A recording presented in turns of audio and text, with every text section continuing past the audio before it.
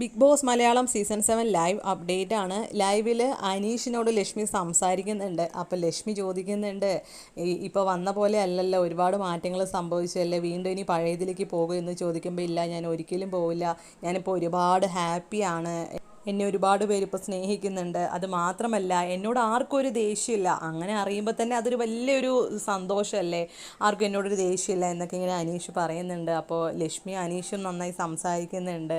അനീഷ് പറഞ്ഞത് വളരെയധികം സത്യമാണ് കേട്ടോ. കാരണം ആദ്യം എല്ലാവരും വെറുത്തൊരു വ്യക്തിയായിരുന്നു അനീഷ്. ഇന്ന് മോർണിംഗ് ടാസ്കിൽ കൊടുത്തതിൽ തന്നെ എല്ലാവരും അനീഷിനെയാണ് എടുത്തു പറഞ്ഞത്. ആ ഒരു കെയറിങ്ങും ആ ഒരു സ്നേഹം കരുതൽ എല്ലാം പറഞ്ഞത്, എല്ലാവരും കൂടുതലും പറഞ്ഞത് അനീഷിനെയായിരുന്നു. അപ്പോൾ തന്നെ അനീഷിന് ഭയങ്കര സന്തോഷമായിട്ടുണ്ടായിരുന്നു.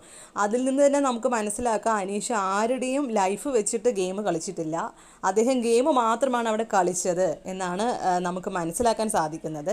എനിക്കതാട്ടോ മനസ്സിലായത്. കാരണം അത്രയ്ക്ക് ഒരാളോട് ദേഷ്യമില്ല എന്ന് അറിയുമ്പോൾ അതിൻ്റെ അർത്ഥം അത് തന്നെയാണല്ലോ, നല്ല രീതിക്ക് ഗെയിം കളിച്ച ഒരു വ്യക്തിയാണ് അനീഷ്.